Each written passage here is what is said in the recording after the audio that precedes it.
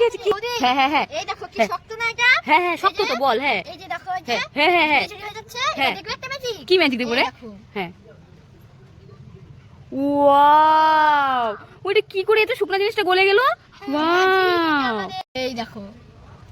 Wow wow oh বাহ, হাঁটা দে হাঁটা দে হাঁটা দে। দেখো গাইস কিভাবে গলে গেল, এই শক্ত জিনিসটা কিভাবে গলে গেল। ওয়াও গাইস, এটা বানাতে কি কি লাগে তোমরা এই ভিডিওটার মধ্যে দেখতে পারবে। তো দেখো গাইস কিভাবে বানায়। আজকে কি করে বানাস জিনিসটাকে? এখানে আমরা 3 চামচ আবির দিয়ে নিব। 3 চামচ দেওয়া হয়ে গেছে। হ্যাঁ। তারপরে কি করবি, এর মধ্যে কি দিতে হবে? জল। ওয়াও চামচের পরিমাণে। আচ্ছা আমরা এখানে 3 চামচ জল দিব। 3 চামচ জল দিতে হবে। হ্যাঁ।